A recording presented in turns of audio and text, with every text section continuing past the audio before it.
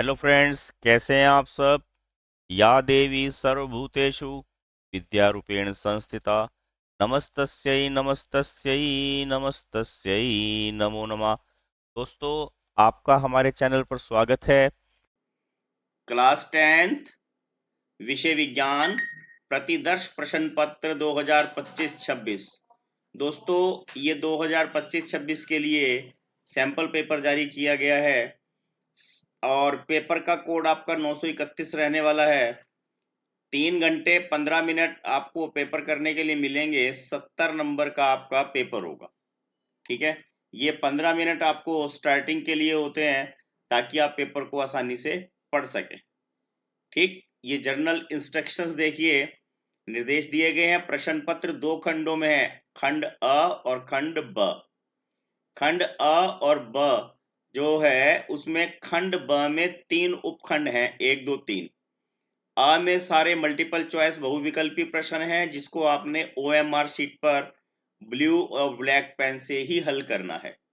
ठीक है, इसमें विशेष क्या ध्यान रखना, ना तो आपने यहाँ इसको ब्लैकन करके इरेज करना, ना व्हाइटनर का यूज करना, इसमें ना इरेजर का यूज करना, कटिंग इसमें आपने नहीं करनी है।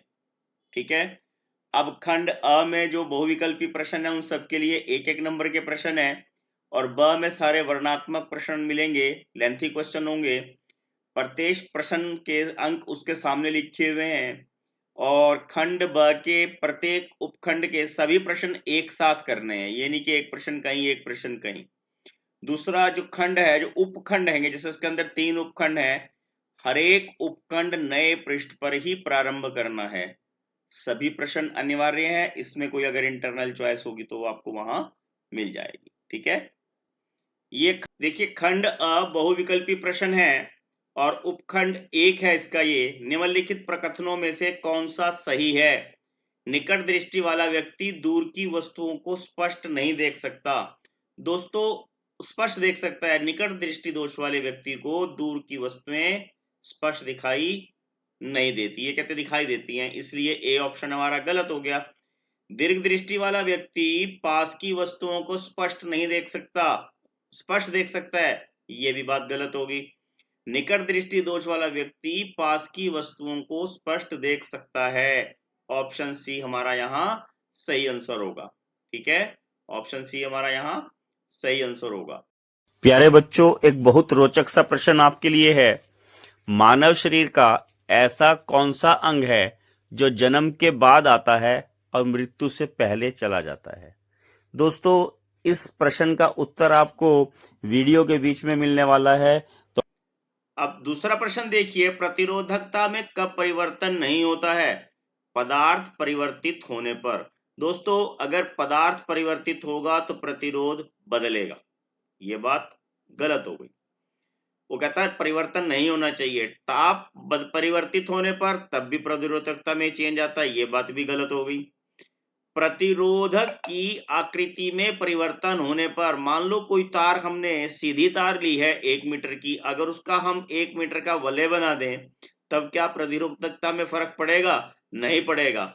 आकृति में परिवर्तन पर प्रतिरोधकता का प्रभाव नहीं पड़ता, तो ऑप्शन सी हमारा यहाँ सही आंसर होगा। डी में इन्होंने लिखा पदार्थ और ताप दोनों परिवर्तन होने पर, तो ये भी गलत हो गया। तो यहाँ पर आंसर क्या आ जाएगा? Option C. ठीक हो गया। अगला देखिए, कोई प्रकाश किरण नीचे दिए गए चित्र के अनुसार माध्यम ए से माध्यम बी में प्रवेश करती है। माध्यम ए के सापेक्ष माध्यम बी का अपवर्तनांक क्या होगा? दोस्तों, आप इस चित्र को अगर ध्यान से देखें तो आपको क्या नजर आ रहा है यहाँ पर कि इस चित्र में जो लाइन है, जो प्रकाश की किरण है, वो सीधी जा रही है। क्या नजर आ रहा है? प्रकाश की किरण सीधी जा रही है। अगर प्रकाश की किरण सीधी जा रही है तो इसका मतलब क्या है कि दोनों का अपवर्तनांक 1 है। ठीक है, अपवर्तनांक क्या है? ए और बी का 1 है, सेम मीडियम है दोनों। ठीक है ना, उनका जो रिफ्रैक्टिव इंडेक्स है दोनों का सेम है। एक से अधिक, एक से कम, अगर एक से कम या अधिक होता तो प्रकाश की किरण अपना पथ जो है वो अपने पथ से विचलित होती। ठीक है ना, क्योंकि प्रकाश की किरण सीधी जा रही है तो इसका अपवर्तनांक 1 होगा। ठीक हो गया। अगला प्रश्न देखते हैं।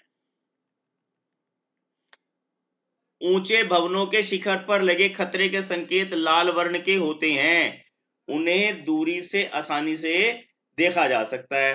क्या बताया इनको? दूरी से आसानी से देखा जा सकता है, क्योंकि अन्य वर्णों की अपेक्षा लाल वर्ण का प्रकाश, अब यहां ऑप्शन बताने हैं, लाल वर्ण का प्रकाश कैसा होता है, क्या गुण होते हैं, आपको वो पता होने चाहिए। लाल रंग के प्रकाश के क्या गुण होते हैं? धुएं और कोहरे में सर्वाधिक प्रकीर्णित होता है। नहीं, प्रकीर्णित होता तो वो दिखाई नहीं देता, प्रकीर्णित माने फैल जाना, प्रकीर्णित माने फैल जाना, वो फैल जाता, ठीक है। परंतु जो लाल रंग होता है उसकी तरंग दैर्ध्य जो है वो 700 नैनोमीटर होती है, उसकी तो सबसे ज्यादा होती है 700 नैनोमीटर, तो वो प्रकीर्णित नहीं होता, तो ये बात गलत होगी, ठीक है। धुएं और कोहरे द्वारा न्यूनतम प्रकीर्णित होता है, बिल्कुल, धुएं और कोहरे से लाल रंग सबसे कम प्रकीर्णित होता है, इसी कारण खतरे के निशान लाल रंग के बनाए जाते हैं ताकि दूर से दिखाई दें। इसका मतलब ऑप्शन बी हमारा यहाँ सही आंसर होगा। सी भी देख लेते हैं, धुएं और कोहरे द्वारा सर्वाधिक अवशोषित होता है। अगर लाल रंग अवशोषित हो जाता फिर दिखेगा ही नहीं, तो ये बात तो इनकी ये भी गलत हो गई।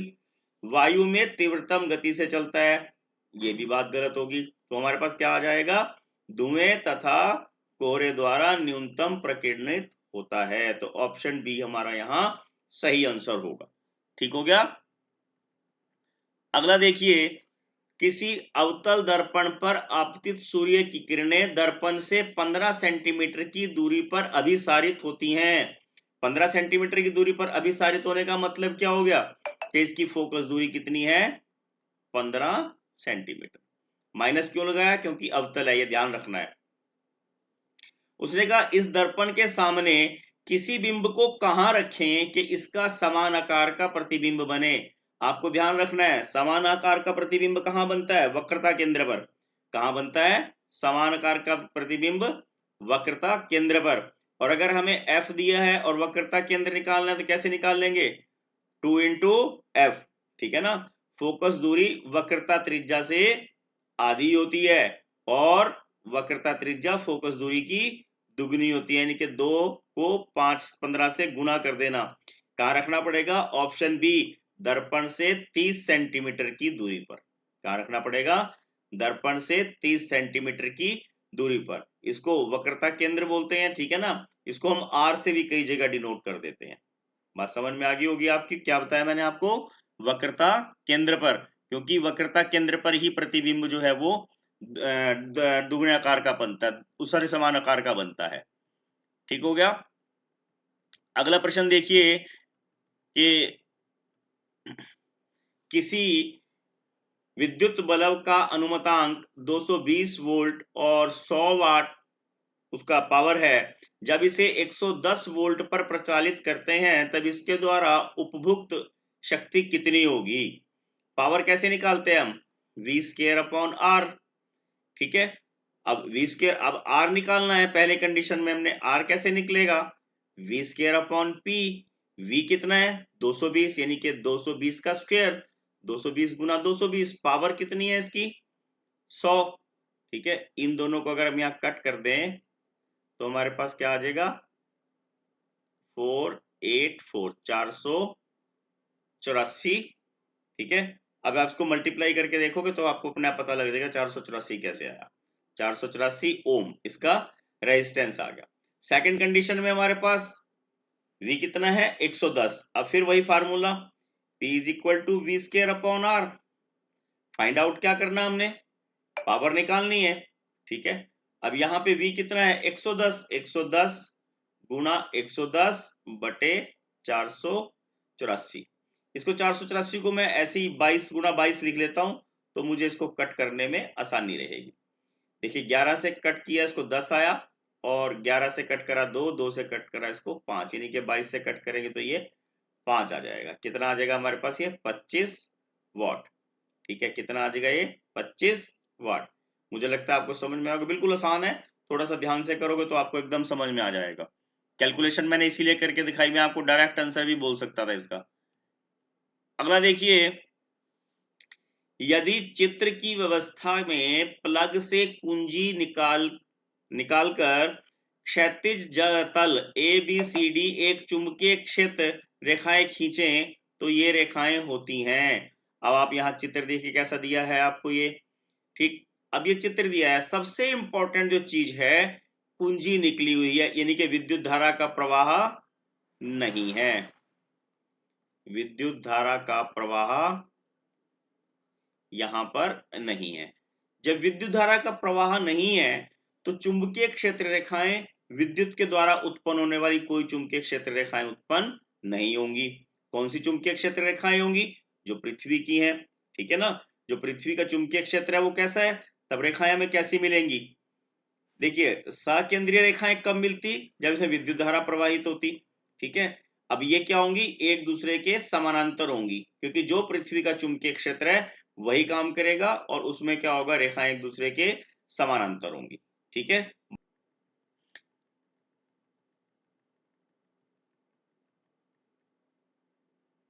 अब यहां पर देखिए 8वां प्रश्न है। अब ये खंड उपखंड है दूसरा इसका, निम्नलिखित में से कौन से ऊष्माशोषी प्रक्रम हैं? ऊष्माशोषी प्रक्रम वो होते हैं जिन प्रक्रमों के लिए ऊष्मा की आवश्यकता हो, ऊष्मा का अवशोषण हो, ऊष्मा की जरूरत हो। सल्फ्यूरिक अम्ल का तनुकरण, सल्फ्यूरिक अम्ल का तनुकरण करने पर तो ऊष्मा निकलती है, तो ये तो ऊष्माक्षेपी होगी। शुष्क बर्फ का उदरपातन, ये बिल्कुल ऊष्माशोषी अभिक्रिया है, इसमें ऊष्मा की आवश्यकता होगी तभी शुष्क बर्फ का उदरपातन होगा। जल का संघनन, अब जल का संघनन कब होगा? जब इससे संघनन होने पर ऊष्मा निकलती है, ऊष्मा निकलती है, ये ऊष्माक्षेपीय अभिक्रिया होती है। जल का वाष्पीकरण, जल का वाष्पीकरण तब होगा जब इसको ऊष्मा मिलेगी, इसको भी ऊष्मा की आवश्यकता होती है। मतलब इसमें सेकंड और फोर्थ यानी कि दूसरा और चौथा विकल्प हमारा सही है, यानी कि ऑप्शन डी हमें यहां उत्तर के रूप में चुनना होगा। अब 9वां प्रश्न देखिए, कॉलम ए में प्राकृतिक स्रोत का सुमेलन कॉलम बी में दिए गए हैं, अम्लों से कीजिए। संतरा, संतरे में कौन सा अम्ल होता है? दोस्तों जितने भी संतरा प्रजाति के फल होते हैं, संतरा है, किन्नू है, माल्टा है, नींबू है और गलगल है, चकोतरा है, इन सब में सिट्रिक अम्ल होता है। कौन सा होता है इनमें? सिट्रिक अम्ल, ठीक है। तो इसका मतलब पहले का मेल क्या हो गया हमारा? तीसरा, ठीक है। पहले का मेल क्या हो गया हमारा यहाँ? तीसरा, ये आपको ध्यान रखना है। और उसके बाद देखिए इमली, इमली में कौन सा अम्ल होता है? टार्टरिक अम्ल, ठीक है ना। आपने सुना भी होगा, टाटरी लेने जाते हैं जो कढ़ी वगैरह बनाते हैं, ठीक। सिरके में कौन सा अम्ल होता है? एस्टिक अम्ल। और टमाटर में कौन सा होता है? ऑक्सैलिक अम्ल। यानी कि पहले के लिए तीसरा और दूसरे के लिए चौथा, ठीक है। और तीसरे के लिए सिरका है ना, इसके लिए दूसरा और चौथे के लिए पहला, ठीक है। अब यहां पर हमने ऑप्शन चूज करने हैं। ऑप्शन में ये देखिए पहला ए वाला है, ए वाला हमारा यहाँ आंसर होगा। ऑप्शन ए हमने यहाँ आंसर के रूप में चुनना है, ठीक हो गया। अगला देखिए, अभिकथन सोडियम हाइड्रोजन कार्बोनेट एंटासिड का संगठक है। बिल्कुल ठीक बात है, ये सोडियम हाइड्रोजन कार्बोनेट NaHCO3 ये क्या है? एंटासिड का एक घटक है, ये बात इनकी ठीक है। उसके बाद क्या लिखा? क्षारीय होने के कारण यह पेट में अम्ल की अधिकता को उदासीन करने में राहत पहुंचाता है, ये बात भी ठीक है, ठीक है। विकल्प ए और बी दोनों ठीक हैं और दोनों एक दूसरे की सही व्याख्या करते हैं। तो इसका मतलब ऑप्शन बी हमें यहाँ कथन और तर्क दोनों सही है, तर्क अभिकथन का सही स्पष्टीकरण देता है, ठीक है।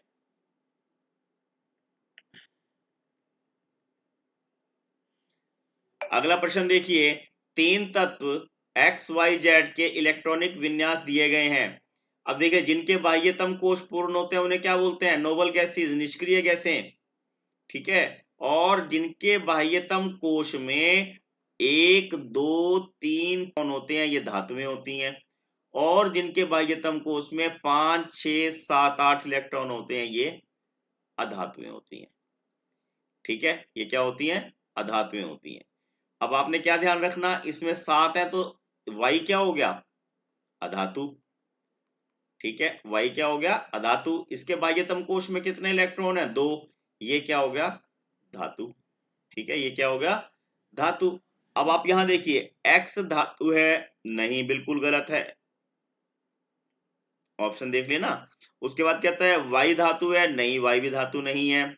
जेड धातु अधातु है, ये भी बात गलत है। ऑप्शन क्या हो गया? वाई अधातु है और जेड धातु है, यानी कि ऑप्शन डी हमारा यहां सही आंसर होगा।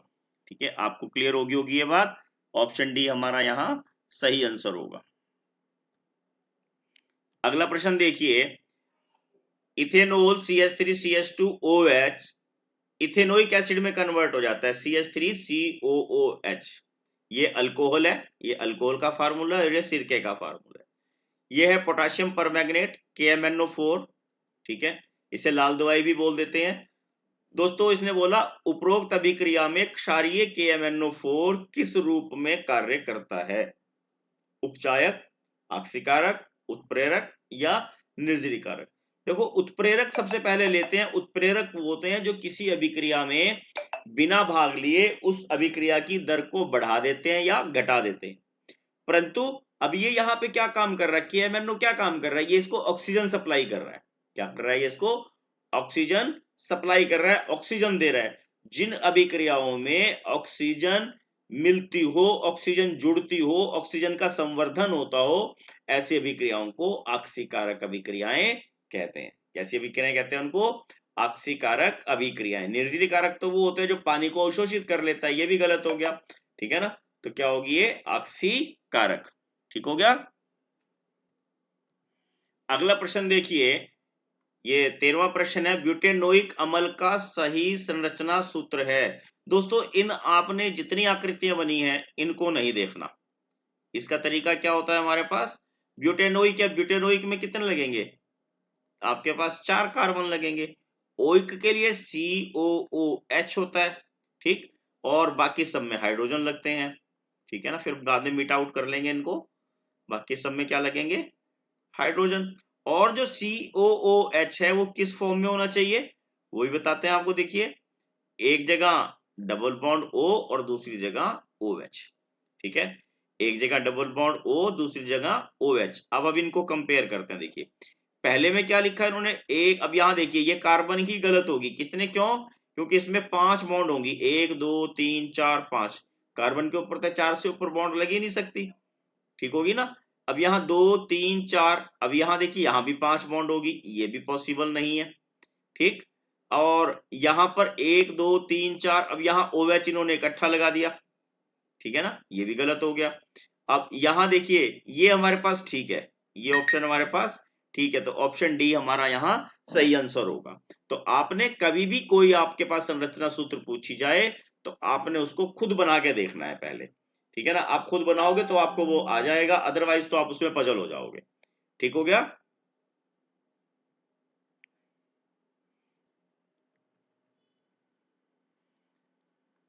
अब देखिए, यहां उपखंड 3 यहां स्टार्ट हो गया है। यदि लार में लार एमाइलेज की कमी हो, अगर लार एमाइलेज की कमी हो, तब मुख गुहा में कौन सी घटना प्रभावित होती है? हमने बताना है कि लार में क्या नहीं आया? टाइलिन नामक एंजाइम नहीं आया, एमाइलेज नहीं आया ना, इसको एंजाइम होता है ये। तो कौन सी घटना घटित होगी?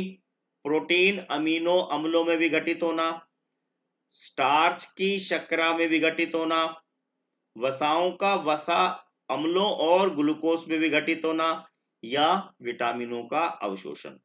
देखिए दोस्तों, मुंह में जो पाचन है वो मुंह से प्रारंभ हो जाता है, और मुंह में जो लार में टाइलिन नामक एमाइलेज नामक एंजाइम होता है, वो क्या करता है? शर्करा, स्टार्च को शर्करा में परिवर्तित करता है। जब उसकी कमी हो जाएगी तो क्या प्रभावित होगा?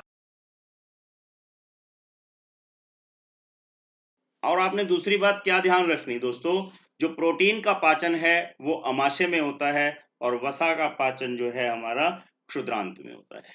वसा का पाचन जो है वो इमल्सीकरण कहलाता है, ये भी आपको पता होना चाहिए। ठीक हो गया। अगला प्रश्न देखिए, अभिकथन है कुछ जीव अवायवीय श्वसन करते हैं। और इसका कारण क्या है, वर्णन क्या है, ऑक्सीजन की अनुपस्थिति में ईस्ट में 6 कार्बन वाले अणु ग्लूकोज का 3 कार्बन वाले अणु पाइरुवेट में विखंडन होता है। तत्पश्चात पाइरुवेट इथेनॉल तथा कार्बन डाइऑक्साइड में परिवर्तित हो सकता है। उपरोक्त अभिकथन और वर्णन का ध्यानपूर्वक अध्ययन करें और सही विकल्प का चयन करें। अब देखिए ये बात तो सही है कि कुछ जीवों में अवायवीय श्वसन होता है, बिल्कुल सही बात है ये।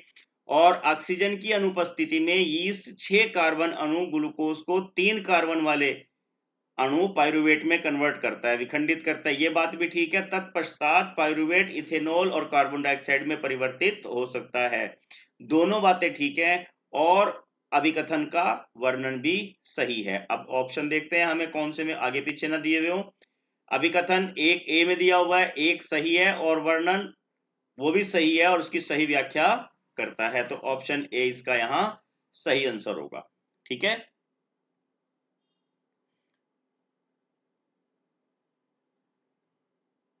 अगला प्रश्न देखिए, निम्नलिखित में दिए गए कॉलम क ख को सुमेलित करके सही विकल्प का चयन कीजिए। अब सही विकल्प देखिए क्या है, पहले नियंत्रण एवं समन्वय। दोस्तों नियंत्रण और समन्वय में कौन सी क्रियाएं काम करती हैं, तंत्रिका तंत्र और पेशीय ऊतक काम करते हैं। ठीक है, तंत्रिका तंत्र और पेशीय ऊतक। ऐच्छिक क्रियाएं हैं, देखिए लिखना, बात करना, कुर्सी घुमाना, कार्यक्रम की समाप्ति पर ताली बजाना, ये ऐच्छिक क्रियाएं हैं। ऐच्छिक क्रियाएं वो होती हैं जिन्हें हम अपनी इच्छा अनुसार कर सकते हैं। ठीक है, ऐच्छिक क्रियाएं क्या होती हैं, जिन्हें हम इच्छा अनुसार कर सकते हैं। पश्चिम मस्तिष्क के में स्थित भाग अनुमस्तिष्क का काम होता है शरीर की संस्थिति और संतुलन बनाए रखना, ये मस्तिष्क के कार्य हैं। और एड्रेनल हार्मोन कौन स्रावित करता है, अधिवृक्क ग्रंथि। तो अब ऑप्शन चूज कर लीजिए, पहले में ब, दूसरे में अ, पहले में ब, दूसरे में, ऑप्शन बी हमारा यहाँ सही आंसर होगा। देखिए ठीक है, ऑप्शन बी यहाँ सही आंसर होगा। इन विकल्पों के आधार पे आपने इनमें से चयन करना होता है, इनको चूज करना होता है। ठीक है, अगला देखिए, निम्नलिखित चित्र में ए अंडाशय के किस भाग को दर्शाता है। अब यहाँ पे चित्र थोड़ा सा जैसा इन्होंने दिया है एग्जामिनर ने, मैंने उसी मुताबिक यहाँ बना दिया है। बीजांड, मादा युग्मक, वर्तिका या वर्तिकाग्र। तो क्या है ये, वर्तिकाग्र। क्या होता है ये, वर्तिकाग्र। ठीक है, ऑप्शन डी हमारा यहाँ सही उत्तर होगा। अगला प्रश्न देखिए, यदि मटर के गोल और हरे रंग के बीज वाले पौधे बड़ा आर और छोटा वाई और झुर्रीदार पीले रंग के पौधों के साथ संकरण कराया जाए तो F1 पीढ़ी के बीज कैसे होंगे। आपको क्या ध्यान रखना, तरीका क्या होता है, आपने जब इनका संकरण करवाना है तो आपको, ये बड़ा वाई है, तो पौधे में किस प्रकार के युग्मक बनेंगे, इसका जो युग्मक है आर और ये वाई। ठीक है, और यहाँ का क्या चलेगा, आर बड़ा वाई। जब आप इसका संकरण कराओगे क्या होगा, बड़ा आर छोटा आर, बड़ा वाई छोटा वाई। ठीक है ना, बड़ा वाई छोटा वाई, तो क्या हो गया, इसमें युग्मक कौन से बन जाएंगे, गोल और पीले, क्योंकि ये प्रभावी लक्षण है, इसका पीलापन प्रभावी लक्षण है, इसका गोल जो है प्रभावी लक्षण है। तो ऑप्शन ए हमारा सही आंसर होगा। झुर्रीदार नहीं हो सकते क्योंकि प्रभावी लक्षण जो है वो छोटा आर है यहाँ झुर्रीदार के लिए। ठीक है, तो ऑप्शन ए हमारा यहाँ पर सही आंसर होगा। अगला देखिए, निम्नलिखित चित्र किससे संबंधित है। ये देखिए यहाँ पे ये क्या दिखाया है इन्होंने, भोजन दिखाया है, ये कूटपाद दिखाए हैं इसके, और कूटपाद क्या हुआ, खाद्य रिक्तिका में भोजन को अंदर ले जाते हैं और वो पाचित हो जाता है। तो क्या है ये, अमीबा का उत्सर्जन है, विभाजन है, पोषण है या जनन है। ये दोस्तों अमीबा के पोषण की एक विधि है। क्या है ये, अमीबा के पोषण की। ऊर्जा का प्रवाह होता है बहुदिशिक, एक दिशिक, तीन दिशिक, एक दिशा में। ठीक है ना, एक दिशिक होता है, ऊर्जा का प्रवाह कैसा होता है, हमेशा एक दिशिक, ये आपने भूलना नहीं है, ऊर्जा एक ही दिशा में प्रवाहित होती है। अगला देखिए, खंड ब आ गया यहाँ पे, और खंड ब का उपखंड है ये, एक उपखंड। नीचे दिए गए सारणी में उत्तल लेंस द्वारा बने प्रतिबिंब की प्रकृति, स्थिति और अपेक्षित आकार के संदर्भ में पूर्ण कीजिए। अनंत पर जब रखी होती है वस्तु तो फोकस पर प्रतिबिंब कहाँ की स्थिति क्या है? फोकस पर अगर प्रतिबिंब बन रहा है तो वस्तु का अपेक्षित साइज कैसा होगा? बहुत छोटा। कैसा होगा? बहुत छोटा। बहुत छोटा, बिल्कुल सूक्ष्म। ठीक है, प्रतिबिंब कैसा बनेगा? वास्तविक और उल्टा। कैसा बनेगा? वास्तविक और उल्टा। अब जब वस्तु 2f पर रखी होगी तो 2f पर प्रतिबिंब कहां बनेगा? 2f पर बनेगा। ठीक है ना? यहां पे इन्होंने बोला 2f पर रखे हुए पर प्रतिबिंब कहां बनेगा? 2f पर ही। और कैसा बनेगा? समान आकार का। ठीक है ना? अभी इससे वाला प्रश्न ऊपर भी आया था, वस्तु के साइज के बराबर बनेगा। कैसा बनेगा? उल्टा और वास्तविक। कैसा बनेगा? उल्टा और वास्तविक। वास्तविक। ठीक है, अब आता है F1 और 2F1 के बीच में। क्या बोला इन्होंने? F1 और 2F1 के बीच में प्रतिबिंब जो रखा जाएगा तो प्रतिबिंब कहां बनेगा? 2F से परे। 2F से परे। ठीक है, उससे बियॉन्ड द 2F बनता है। ये बड़ा, अत्यंत आवर्धित होता है और वास्तविक और उल्टा होता है। यहीं से आपने यही लिखना है, वास्तविक और उल्टा। बस इसके द्वारा बने प्रतिबिंब हमेशा वास्तविक और उल्टे होते हैं। केवल एक स्थिति में प्रतिबिंब चेंज होता है, वो लास्ट की स्थिति है। जब वस्तु F तथा प्रकाशीय केंद्र O के बीच में रखी हो तो प्रतिबिंब की स्थिति क्या होगी? लेंस के उसी ओर होगी। लेंस के उसी ओर होगी जिस ओर वस्तु रखी है। ठीक है, लेंस की ओर लिख देता हूं। ठीक है, और प्रतिबिंब कैसा होगा? बड़ा ही आवर्धित, बहुत बड़ा प्रतिबिंब बनता है इसका। अब यहां पर क्या है? आभासी और सीधा। केवल एक ही स्थिति ऐसी होती है जिसमें प्रतिबिंब आभासी और सीधा बनता है। ठीक है, तो आपने टेबल इसी प्रकार यहां पर ये पूरा करना था।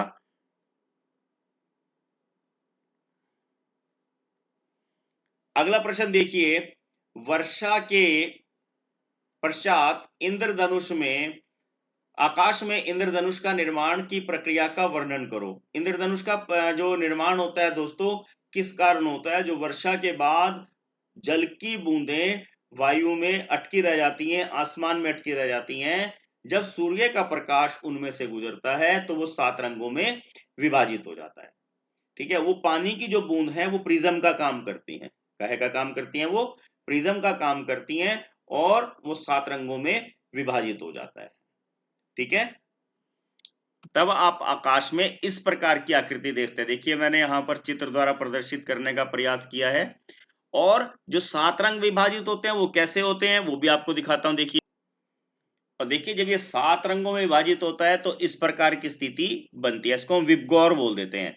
यहां शुरू करते हैं, violet, indigo, blue, green, yellow, orange और रेड। इसको बोलते हैं विबगौर। क्या बोलते हैं इसको हम? विबगौर। ठीक है, बात समझ में आई होगी आपको। मैं इसको यहाँ पे लिख भी देता हूं ताकि आपको अच्छे से समझ में आ जाए। इसको घर जाके पढ़ें और याद करें। वर्षा के पश्चात आकाश में इंद्रधनुष का निर्माण प्रकाश के अपवर्तन और वर्ण विक्षेपण और पूर्ण आंतरिक परावर्तन की संयुक्त प्रक्रिया के कारण होता है। इंद्रधनुष का निर्माण की प्रक्रिया सूर्य का प्रकाश, जो कि सफेद रंग का होता है, वास्तव में 7 रंगों से मिलकर बना होता है।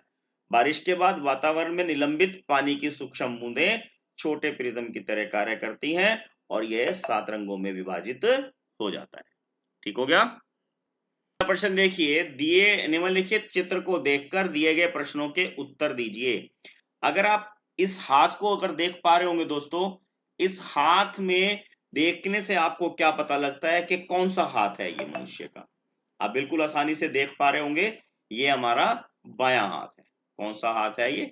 बायां हाथ है, बाएं हाथ का अंगूठा है। आप इसको अपने हाथ की स्थिति में बना के देखिए। उपरोक्त चित्र किस नियम से संबंधित है? ये नियम कौन से ने दिए थे? फ्लेमिंग ने। तो किससे संबंधित है? फ्लेमिंग के वाम हस्त नियम से। क्या बोलेंगे इसको हम? लिख देता हूं यहां, फ्लेमिंग का वाम हस्त नियम, ठीक है, उससे संबंधित है। और पूछा क्या है, हस्त की तर्जनी उंगली प्रदर्शित करती है, जो तर्जनी उंगली है ये क्या प्रदर्शित करती है, चुंबकीय क्षेत्र की दिशा। क्या करती है ये, चुंबकीय क्षेत्र की दिशा। और मध्यमा जो होती है ये वाली उंगली क्या प्रदर्शित करती है, धारा की दिशा। क्या प्रदर्शित करती है ये, धारा की दिशा। और नियम में अंगूठा क्या प्रदर्शित करता है, चालक की गति। क्या प्रदर्शित करता है ये, चालक की गति। बस आपने इसी तरह उत्तर देने हैं इसके।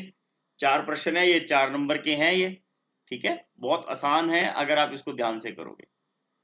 अगला देखिए, भू संपर्क तार का क्या अर्थ है, धातु के आवरण वाले साधित्रों को भू संपर्कित कराना क्यों आवश्यक होता है। दोस्तों, भू संपर्क तार का मतलब क्या होता है, अर्थिंग की वायर जो होती है, कौन सी होती है ये, अर्थिंग की वायर होती है। और ये एक सुरक्षा युक्ति है, किसी भी परिपथ में ये काहे का काम करती है, सुरक्षा का काम करती है। और धातु वाले साधित्रों को भूसंपर्कित इसलिए करवाया जाता है ताकि उनका प्रयोग करने वाले किसी व्यक्ति को विद्युत का झटका ना लगे, ठीक है, उससे उसका नुकसान ना हो। ठीक है, बात समझ में आई होगी आपको। भूसंपर्क तार अर्थिंग वायर बोलते हैं, ये एक प्रकार की सुरक्षा युक्ति होती है, ठीक है। जो धातु वाले साधित्र हैं उनका उनमें भूसंपर्कित कराना उनको इसलिए आवश्यक होता है ताकि सुरक्षा के लिहाज से उन उपकरणों को इस्तेमाल करने वाले किसी व्यक्ति को विद्युत का झटका ना लगे, ठीक है ना। भूसंपर्क तार एक सुरक्षा तार है जो धात्विक विद्युत उपकरणों के बाहरी आवरण को पृथ्वी से जोड़ता है। यह विद्युत परिपथ में एक सुरक्षा उपाय के रूप में काम करता है ताकि उपकरण में विद्युत धारा क्षरण हो तो यह धारा को बिना किसी व्यक्ति को नुकसान पहुंचाए सीधे पृथ्वी में भेज देता है। हरे रंग का ये होता है और इसका प्रतिरोध बहुत कम होता है, ठीक है ना। और इसको क्यों जोड़ा जाता है, ताकि किसी व्यक्ति को, उपकरण को यूज करने वाले व्यक्ति को कोई भी करंट का या विद्युत आघात का खतरा ना हो। ठीक हो गया। अगला प्रश्न देखिए, विद्युत धारा का तापीय प्रभाव क्या है। दोस्तों, विद्युत धारा का तापीय प्रभाव क्या होता है कि जब किसी चालक तार में से विद्युत धारा प्रवाहित करते हैं तो उसका तापमान बढ़ जाता है, ठीक है ना। किसी चालक तार में विद्युत धारा प्रवाहित करने पर उसका तापमान, उसका ऊष्मीय ऊर्जा उसमें बढ़ जाती है। इसे विद्युत धारा का तापीय प्रभाव कहते हैं, ठीक है। क्या बोलते हैं इसको, विद्युत धारा का तापीय प्रभाव। इसको जूल का नियम भी बोल देते हैं, जूल के नियम के अनुसार हम तापीय प्रभाव निकालते हैं। इसका कारण क्या होता है, क्योंकि जब चालक से गुजरते हुए जो इलेक्ट्रॉन होते हैं उनके परमाणु आपस में टकराते हैं जिससे उसमें कंपन उत्पन्न होता है, उससे उसका टेम्परेचर इंक्रीज हो जाता है, टेम्परेचर बढ़ जाता है, ठीक है। और उत्पन्न जो ऊर्जा की ऊष्मा की मात्रा है, जो ऊष्मा उसके अंदर बढ़ती है, उसकी जो पावर है वो चालक के प्रतिरोध और धारा प्रवाहित होने के समय पर निर्धारित होती है। कितने समय उसके अंदर से धारा निकाली गई उस पर, और चालक का प्रतिरोध क्या है उसके ऊपर इसकी जो हीटिंग है वो डिपेंड करती है। और इसका फार्मूला क्या लिखते हैं हम इसको, H is equal to I square R T, ठीक है। कितना करंट फ्लो किया, क्या उसका प्रतिरोध है, और कितने समय किया गया, वो उस पदार्थ का जो है वो तापीय मान आ जाता है, उसकी ऊष्मा आ जाती है, ठीक है। देखिए यहां लिख दिया इसको आंसर, वह प्रक्रिया जिसमें विद्युत ऊर्जा किसी चालक से प्रवाहित होने पर ऊष्मीय ऊर्जा में परिवर्तित हो जाती है, विद्युत धारा का तापीय प्रभाव या जूल का तापन, जूल तापन भी कहते हैं। ऐसा इसलिए होता है क्योंकि चालक से गुजरने वाले इलेक्ट्रॉन, ये आनोन है, उनके परमाणुओं से टकराते हैं जिससे कंपन उत्पन्न होता है, उससे उसका तापमान बढ़ जाता है। उत्पन्न ऊष्मा की मात्रा की प्रबलता चालक के प्रतिरोध, धारा प्रवाहित होने का समय और करंट पर निर्भर करती है। इसे जूल के नियम द्वारा भी हम वर्णित करते हैं। जूल का नियम क्या कहता है, H is equal to I square R T, ठीक है। 3 नंबर का प्रश्न है ये, इतना आपको यहाँ पर लिखेंगे तो नंबर उसमें मिल जाते हैं, ठीक है। अब अगला प्रश्न देखिए, इसी में हमारे पास चॉइस है अथवा में है। ये घरेलू विद्युत परिपथ में श्रेणी क्रम संयोजन का उपयोग क्यों नहीं करते? दोस्तों श्रेणी क्रम संयोजन क्या होता है, जिसमें हम आर निकालते हैं, रिजल्टेंट आर निकालते हैं। तो इसमें क्या करते हैं, R1 plus R2 plus R3 ऐसे निकालते हैं श्रेणी क्रम। अगर श्रेणी क्रम में लगाएंगे तो प्रतिरोध अधिक हो जाएगा, तो प्रतिरोध अधिक हो जाता है। ठीक, श्रेणी क्रम का मतलब क्या हो गया, एक स्विच से सभी उपकरणों को ऑन करना।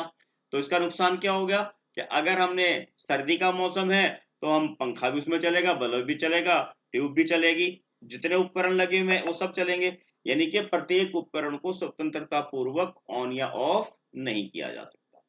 ठीक, प्रतिरोध बढ़ने के कारण क्या होगा, ऊर्जा की खपत ज्यादा हो जाएगी। प्रतिरोध बढ़ने के कारण क्या होगा, ऊर्जा की खपत ज्यादा हो जाएगी। और सबसे बड़ी बात क्या है, शॉर्ट सर्किटिंग का भी खतरा बना रहता है। तीन बातें बताई मैंने, ऊर्जा की खपत बढ़ जाएगी श्रेणी क्रम में। नंबर 2 क्या बताया कि प्रत्येक उपकरण को आसानी से अलग अलग ऑन या ऑफ नहीं किया जा सकेगा। और नंबर 3 क्या बताया कि लघु पतन का खतरा बढ़ जाएगा। ठीक हो गया। अगला देखिए, विद्युत संचारण के लिए प्रायः कॉपर तथा एल्युमिनियम के तारों का उपयोग क्यों किया जाता है? दोस्तों विद्युत संचरण के लिए कॉपर और एल्युमिनियम का प्रयोग इसलिए किया जाता है क्योंकि इनका प्रतिरोध कम होता है। एक लाइन का आंसर क्या है, इनका प्रतिरोध कम होता है। प्रतिरोध कम होने के कारण विद्युत की खपत भी कम होगी। ठीक है, विद्युत की खपत कब होगी? क्या बताया मैंने आपको कि कॉपर और एल्युमिनियम की तारों का प्रयोग इसलिए किया जाता है क्योंकि इनका प्रतिरोध कम होता है, और इन धातुओं का प्रतिरोध कम होने के कारण ये धातुएं ऊर्जा की खपत भी कम करती हैं। ठीक है, और इसका थर्ड पार्ट क्या है, किसी तार का प्रतिरोध अनुप्रस्थ काट के क्षेत्रफल में परिवर्तन पर किस प्रकार परिवर्तित होता है? प्रतिरोध R is inversely proportional to area of cross section। R जो है प्रतिरोध व्युत्क्रमानुपाती होता है अनुप्रस्थ काट के क्षेत्रफल के। अगर प्रतिरोध बढ़ेगा तो क्या होगा, सॉरी, अगर अनुप्रस्थ काट का क्षेत्रफल बढ़ेगा तो क्या होगा, प्रतिरोध भी बढ़े, प्रतिरोध घटेगा। तो क्या होगा, प्रतिरोध घटेगा। उल्टा होता है, व्युत्क्रमानुपाती है। अगर इसको बढ़ाएंगे तो ये घट जाएगा, इसको घटाएंगे तो ये बढ़ जाएगा। ठीक है, क्या बताया मैंने आपको, प्रतिरोध किस प्रकार निर्भर करता है, व्युत्क्रमानुपाती होता है। अगर हम अनुप्रस्थ काट का क्षेत्रफल बढ़ाएंगे तो प्रतिरोध घटेगा, अगर अनुप्रस्थ काट का क्षेत्रफल घटाएंगे तो प्रतिरोध बढ़ेगा। बस आपने इसी प्रकार इसको लिखना है। ठीक है, ये हमारा यहाँ पर उपखंड 1 जो है वो समाप्त हो जाता है। अब देखिए उपखंड 2। अब यहाँ क्या है, पांचवा प्रश्न है, एक यौगिक C कार्बन है, जिसका आणविक सूत्र है C2H4C2, सोडियम धातु से क्रिया करके एक यौगिक R बनाता है तथा एक गैस मुक्त होती है जो पॉप ध्वनि के साथ चलती है। C अम्ल की उपस्थिति में अल्कोहल A से अभिक्रिया पर एक मीठी सुगंध वाला यौगिक बनाता है जिसका आणविक सूत्र है C3H6O2 बनाता है। ठीक है, कार्बन में NaOH मिलाने पर यह R तक तथा जल देता है। S NaOH विलयन से अभिक्रिया पर पुनः R और A देता है। CRAS पहचानिए क्या है। 4 अंक का ये प्रश्न है, बहुत इजी प्रश्न है। देखिए जो जो सिचुएशन दी आप उसको समझिए। इन्होंने कहा कोई सी यौगिक है, ठीक है, और सी यौगिक सोडियम के साथ अभिक्रिया करता है और पॉप की ध्वनि उत्पन्न करता है। पॉप की ध्वनि दोस्तों हाइड्रोजन गैस से उत्पन्न होती है। ठीक है, ये तो हमने यहां पता लग गया। और दूसरा क्या बोला इन्होंने, एक यौगिक क्या बनाता है, आर। अब हमें सी और आर का नहीं पता। सी का हमें आणविक सूत्र बताया इन्होंने, क्या बताया, C2H4O, देख लेता हूं O2 है शायद, है ना, O2। ठीक है, अब अगर आणविक सूत्र के मुताबिक देखें तो C क्या हो जाएगा हमारे पास, CH3COOH, एसिटिक एसिड है ये सोडियम के साथ अभिक्रिया करके, अब हमें अभिक्रिया सीधा पता लग जाएगी, सोडियम एसीटेट बना देता है ये, प्लस H2 बैलेंस कर लेंगे इसको, और यहां आ जाएगा 2 और ये आ जाएगा 2। ठीक है, अब हमने ये पहचान लिया। C क्या है हमारे पास, एथेनोइक अम्ल, एसिटिक एसिड इसे हम बोल देते हैं। ठीक है, और R क्या है हमारे पास, सोडियम एथोनेट, सोडियम एसीटेट भी इसको हम बोल देते हैं। ठीक है, अब आगे क्या बोला, यौगिक C, अब यही C, CH2 CH3COOH, मीठी गंध वाला एक अल्कोहल किसे A से अभिक्रिया करके, अल्कोहल किससे अभिक्रिया करता है, A से। उन्होंने क्या बोला, ये C जो यौगिक है CH3COOH, ठीक है, ये किसी अल्कोहल के साथ मिलता है, अल्कोहल है A, और उसका आणविक सूत्र क्या दिया हुआ है यहाँ पर वो भी देख लेते हैं। अल्कोहल का इन्होंने दिया है C3H6, सॉरी ये तो यौगिक बनाया है, कोई अल्कोहल है, अल्कोहल A है, उसके साथ ये मिलकर एक मीठी गंध वाला यौगिक बनाता है, और मीठी गंध वाला यौगिक बना के क्या मिलता है हमें, S और जल। ठीक है, अब A क्या है ये बताना है, और S क्या है, S का हमें यहाँ आणविक सूत्र दिया है उन्होंने, और आणविक सूत्र क्या दिया हुआ है S का, C3H6O2। ठीक है, क्या दिया है, C3H6O2। ठीक है, तो ये क्या बन जाए, देखिए CH3 ऐसे बन जाएगा ये, और COO CH3। ठीक है, और A क्या है इसका मतलब, अब इसको अगर कंबाइंड कराएंगे तो यहाँ किसकी कमी है, CH3 की, और एक OH की, तो ये अल्कोहल हो गया हमारे पास CH3OH, और ये CH3COO CH3 हमारे पास S हो गया। A भी पता लग गया हमें, R भी पता लग गया, S भी पता लग गया, और C भी पता लग गया। ठीक है, अब आपको ध्यान आ गया होगा ये। अगर इसकी पूरी अभिक्रिया हम लिखना चाहें तो पहली तो सोडियम वाली अभिक्रिया होगी, दोबारा एक बार सारी अभिक्रियाएं दोबारा लिख देता हूं। सबसे पहली में क्या था हमारे पास, CH3COOH सोडियम के साथ मिलके CH3COONA sodium acetate plus oxygen gas, इसको बैलेंस कर लेते हैं, यहाँ 2 आ जाएगा, यहाँ भी 2 आ जाएगा। ठीक, जब यही यौगिक C वाला यौगिक यानी कि CH3COOH जब किसी अल्कोहल के साथ अभिक्रिया करेगा CH3OH, तब ये हमारे पास CH3COO CH3 प्लस वाटर बना देगा।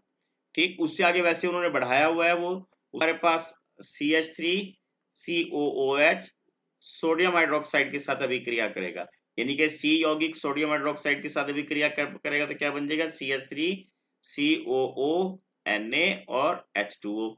ठीक, और जब S के साथ अभिक्रिया करेगा, ये साबुनीकरण की अभिक्रिया आ जाएगी हमारे पास, जब कोई एस्टर सोडियम हाइड्रोक्साइड के साथ अभिक्रिया करता है तो वो साबुन बनाने की प्रक्रिया बन जाती है, जिसमें हमारे पास ग्लिसरॉल एक उत्पाद के रूप में उत्पन्न होता है। ठीक है, अब 6th क्वेश्चन देखिए, निम्नलिखित का कारण लिखिए। तांबे के मलिन बर्तन को नींबू या इमली के रस से साफ करते हैं, यह खट्टे पदार्थ बर्तन को साफ करने में क्यों प्रभावी होते हैं। दोस्तों, जो खट्टे पदार्थ होते हैं उनमें अम्ल होते हैं, या तो सिट्रिक अम्ल होगा या टार्ट्रिक अम्ल होगा। ठीक है ना, नींबू या इमली, या नींबू में कौन सा अम्ल बताया था ऊपर मैंने आपको, सिट्रिक अम्ल, और इमली में कौन सा बताया था मैंने आपको, टार्ट्रिक अम्ल। ये जो अम्ल होते हैं तांबे के बर्तनों में नमी और वायु के प्रभाव से उनके ऊपर कॉपर कार्बोनेट की एक परत जम जाती है। क्या बताया मैंने, इनके ऊपर कॉपर कार्बोनेट की परत चढ़ जाती है, जिससे इसका रंग खराब हो जाता है। जो इमली और नींबू में जो अम्ल होते हैं वो इस कॉपर कार्बोनेट के साथ अभिक्रिया करके उसे एक घुलनशील लवण में कन्वर्ट कर देते हैं, जिससे हम पानी से धोएंगे तो उनकी चमक वो वापस आ जाती है। ठीक है ना, आपने सिंपल बोलना है, तांबे के जो गंदे बर्तन होते हैं उन पर जो तांबे की कॉपर कार्बोनेट की परत चढ़ जाती है, नींबू और इमली जैसे रसायन जो अम्ल होते हैं वो उन पर एक घुलनशील लवण में परिवर्तित करके उनको वहां से साफ कर देते हैं। ठीक है, बात समझ में आ गई होगी आपको ये। अगला है गर्म जल का टैंक बनाने में तांबे का उपयोग करते हैं, इस्पात का नहीं करते। क्यों? तांबे का जो प्रयोग है वो लाभदायक रहता है। उसका कारण क्या होता है? तांबा गर्म पानी के साथ जल्दी से अभिक्रिया नहीं करता, ठीक है। और लोहा जो है वो गर्म पानी से अभिक्रिया कर जाता है, ठीक है। वो आयरन ऑक्साइड बना देगा, उससे जंग लग जाएगी, टैंक खराब हो जाएगा, उससे हमारी हीट भी खराब होगी, ठीक है ना। क्यों, क्या बताया मैंने? तांबे का प्रयोग क्यों करते हैं कि बस एक लाइन में अगर लिखना है, 1 नंबर का प्रश्न है कि तांबा जो है उबलते हुए पानी के साथ, गर्म पानी के साथ जल्दी से अभिक्रिया नहीं करता, इसलिए टैंक जो है वो तांबे के बनाए जाते हैं। जबकि लोहा गर्म पानी के साथ तीव्रता से अभिक्रिया करके आयरन ऑक्साइड बना देगा, जिससे जंग लग जाएगी और टैंक खराब हो जाएगा। इससे जो है ऊष्मा का क्षय भी होता है, जो बिजली है वो भी ज्यादा खर्च होगी। अब तीसरा प्रश्न देखिए, कुछ दिनों तक खुला रखने पर चांदी काली क्यों हो जाती है? दोस्तों, चांदी जो है हवा में सल्फर गैस भी होती है, ठीक है। जब इस सल्फर गैस के साथ अभिक्रिया करती है तो ये सिल्वर सल्फाइड बना देती है, और सिल्वर सल्फाइड जो है वो काले रंग का हो जाता है, जिससे चांदी जो है हमारी काली हो जाती है, ठीक है। अगला प्रश्न देखिए, खाद्य पदार्थों को डिब्बों पर जिंक की बजाय टिन की लेप क्यों किया जाता है? दोस्तों, जिंक जो है अधिक अभिक्रियाशील धातु होती है, टिन जो है कम अभिक्रियाशील धातु होती है। अगर हम जिंक की बनाएंगे तो क्या होगा? वो अभिक्रिया करके खाद्य पदार्थों को खराब कर देते हैं, जबकि टिन की परत चढ़ाने से, टिन का लेप लगाने से वो खाद्य पदार्थ खराब नहीं होते, संदूषित होने से उनको बचाया जा सकता है, क्योंकि टिन जो है कम अभिक्रियाशील धातु होती है और ये भोजन को खराब होने से बचा देती है, ठीक है।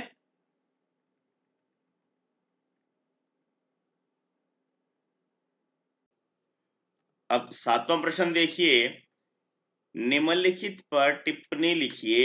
2 अंक का है ये। विद्युत अपघटनी परिष्करण। दोस्तों, विद्युत अपघटनी परिष्करण कौन से परिष्करण होते हैं? जिसमें अशुद्ध धातु से शुद्ध धातुएं प्राप्त की जाती हैं। क्या बताया मैंने आपको? ऐसे पर्याय विधियां जिसमें हम अशुद्ध धातु से शुद्ध धातु प्राप्त करते हैं, उन्हें विद्युत अपघटनी परिष्करण कहते हैं, ठीक है ना। ऐसी विधि जिससे अशुद्ध धातुओं को विद्युत अपघटन के माध्यम से उच्च शुद्धता वाली धातुओं में शोधित किया जाता है, विद्युत अपघटनी परिष्करण कहते हैं। दोस्तों, इसमें वैसे एक बताता हूं तरीका क्या होता है। एक अशुद्ध धातु लेते हैं, ठीक है। ये अशुद्ध धातु का मान लो कोई हमने छड़ लिया, और एक लेंगे यहां पर उसी धातु की शुद्ध छड़, ठीक है।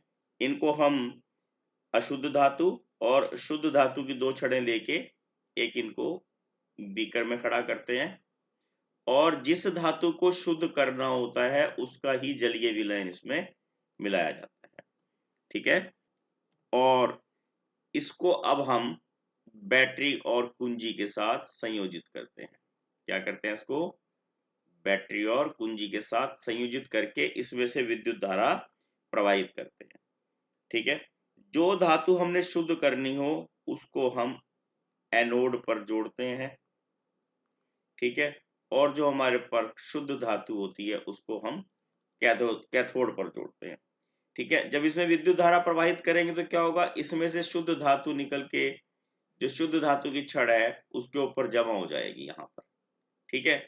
और अशुद्धियां नीचे यहाँ पे इकट्ठी हो जाती हैं, इसे हम जो है अपंक बोलते हैं, एनोड अपंक बोलते हैं इसको, ठीक है ना। इस प्रकार धातुओं को शुद्ध करने का एक प्रोसेस होता है, इससे हम विद्युत अपघटनी परिष्करण कहते हैं, ठीक है। हमारे पास विरंजक चूर्ण।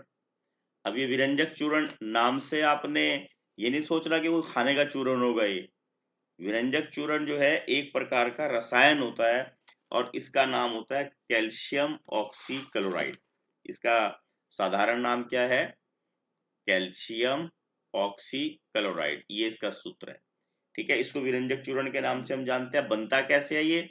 जो कैल्शियम हाइड्रोक्साइड होती है, ठीक है, जो चूने का पानी होता है, जब उसमें से हम क्लोरीन गैस गुजारते हैं तो ये कैल्शियम ऑक्सीक्लोराइड बन जाता है, विरंजक चूर्ण बनता है, जल इसमें से अलग हो जाता है। ठीक है, क्या बनता है? विरंजक चूर्ण।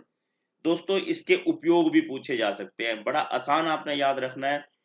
एक तो जो जल होता है उसको रोगाणु रहित करने के लिए विरंजक चूर्ण का उपयोग करते हैं। ठीक है, आप इसको मान के चलो रंग काट के रूप में इसका प्रयोग किया जाता है। अब रंग काट कहाँ कहाँ इस्तेमाल होता है, देखिए जिन कापियों में आप एक बार लिख देते हो, इन कापियों को रद्दी वाला ले जाता है।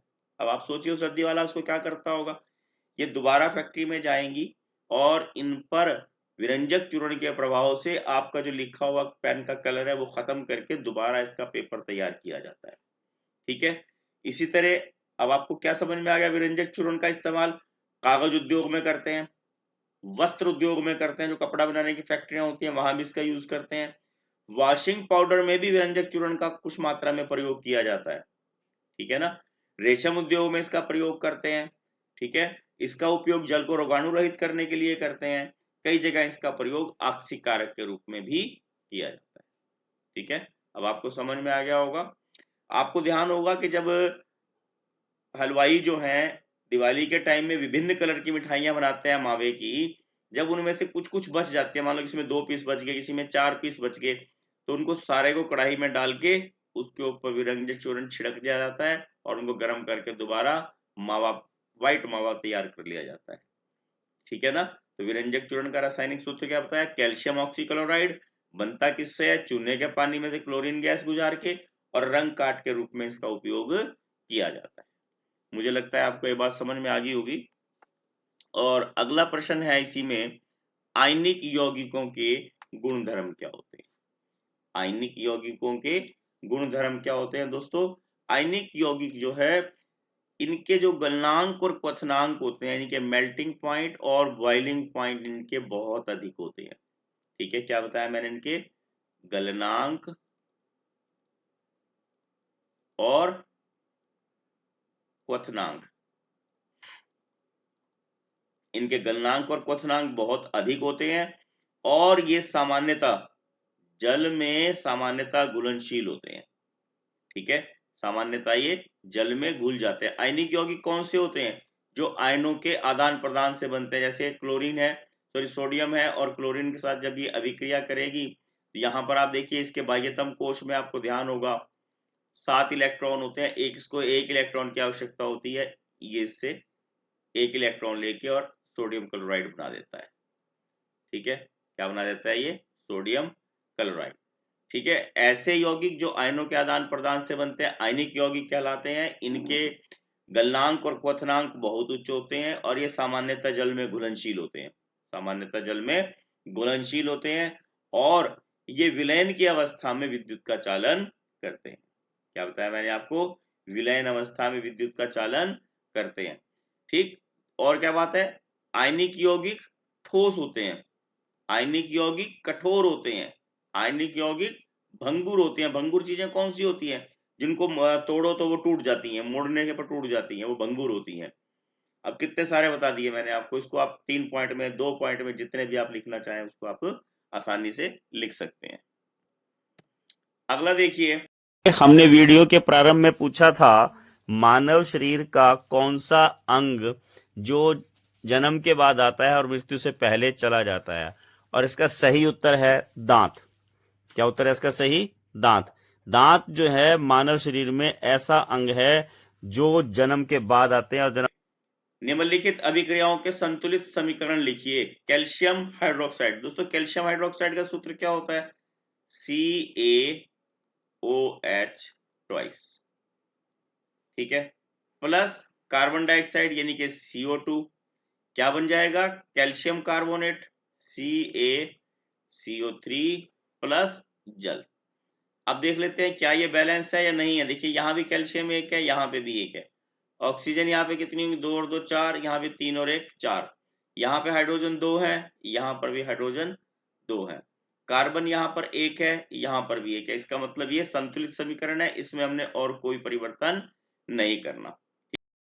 दोस्तों ये अभिक्रिया कहाँ होती है? जब हम दीवारों पे चूना करते हैं तब ये अभिक्रिया होती है। CaOH ये चूने का पानी हो गया, और जब इसको दीवार पे पोतते हैं तो वायुमंडल से कार्बन डाइऑक्साइड इसमें मिल जाती है और वहां पर वो सफेदी सूख जाती है, वो कैल्शियम कार्बोनेट बन जाती है और जल जो है वो उड़ जाता है। ठीक है। जो संगमरमर का पत्थर होता है उसको भी कैल्शियम कार्बोनेट बोलते हैं, जो दीवार पे लगा हुआ चूना है उसको भी कैल्शियम कार्बोनेट बोलते हैं। ये भी आपने ध्यान रखना है। ठीक है, समझ में आ गई मेरी बात आपको? क्या है? Zinc plus silver nitrate. Zinc का सूत्र क्या होता है? Zn। ठीक है, और सिल्वर नाइट्रेट क्या होता है? AgNO3। ठीक है, बनेगा क्या? जिंक नाइट्रेट Zn, ये नाइट्रेट ऐसे लिखना पड़ता है, और सिल्वर। अब देखिए क्या ये बैलेंस है, यहाँ सिल्वर एक है, यहाँ भी एक है, ये ठीक है। जिंक यहाँ एक है, यहाँ भी ठीक। यहाँ नाइट्रेट 3 है, एक हैगा, और यहाँ नाइट्रेट 2 है। इसको बैलेंस करने के लिए मुझे इससे मल्टीप्लाई करना पड़ेगा। ठीक है, अब मैंने इसको, सॉरी यहाँ पर नहीं मल्टीप्लाई करना, ये गलत कर दिया, यहाँ पर करना पड़ेगा, तभी ये हमारे पास नाइट्रेट इधर भी 2 हो जाएंगे, इधर भी 2 हो जाएंगे। यहाँ 2 से मल्टीप्लाई करने पर क्या हुआ, यहाँ पर सिल्वर बढ़ गई, इसको सिल्वर को यहाँ पर भी बढ़ाना पड़ेगा। तो बैलेंस्ड समीकरण क्या हो जाएगा इसका? जिंक, ठीक, plus 2AgNO3 gives us Zn, ये जिंक नाइट्रेट, प्लस 2Ag। ठीक है, आपको समझ में आ गया होगा। अगला है एल्युमिनियम। एल्युमिनियम का फार्मूला क्या होता है? Al प्लस कॉपर क्लोराइड यानी कि CuCl2 gives us aluminium chloride AlCl3 plus copper Cu। अब इसको फिर देखना क्या ये बैलेंस है, यहाँ एल्युमिनियम एक है, यहाँ पे भी एल्युमिनियम एक है। अब यहाँ पे क्लोरीन जो है 2 है और यहाँ पर 3 हो गए। अब ये गड़बड़ हो गया, इसको बैलेंस करने के लिए क्या करना पड़ेगा? 3 और 2 का लघुत्तम क्या होता है? 6। तो यहाँ पर भी 3 से गुणा करना पड़ेगा, 6 बन जाएगा। यहाँ 2 से गुणा करना पड़ेगा, 6 बन जाएगा। यहाँ पर 2 से गुणा करने पर क्या होगा? एल्युमिनियम की स्थिति चेंज होगी, तो उसको बैलेंस करने के लिए यहाँ भी 2 से मल्टीप्लाई करना पड़ेगा। ठीक।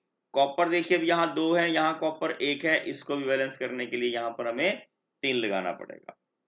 ठीक हो गया। अगला है बेरियम क्लोराइड। बेरियम क्लोराइड का फॉर्मूला क्या होता है? BaCl2। ठीक है, प्लस पोटाशियम सल्फेट K2SO4। ठीक है, गिव्स अस बेरियम सल्फेट यानी कि BaSO4 plus potassium chloride KCl।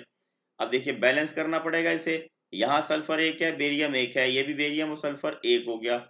यहाँ पोटाशियम 2 है और क्लोरीन 2 है, यहाँ पोटाशियम और क्लोरीन 1 है, तो यहाँ पर 2 से मल्टीप्लाई करेंगे तो दोनों ये बैलेंस्ड हो जाएंगे। ठीक है, और अगला है हमारे पास हाइड्रोजन। हाइड्रोजन का क्या होता है? H2 प्लस क्लोरीन, उसका क्या होगा? Cl2 gives us hydrogen chloride HCl। अब यहाँ हाइड्रोजन 2 है, क्लोरीन भी 2 है, तो उसको बैलेंस करने के लिए यहाँ हम 2 लगा देंगे। ठीक है, अगला है जिंक कार्बोनेट। जिंक कार्बोनेट का फार्मूला क्या होता है? ZnCO3। ठीक है, प्लस जिंक कार्बोनेट काहे में कन्वर्ट होता है? जिंक ऑक्साइड यानी कि ZnO plus carbon dioxide CO2।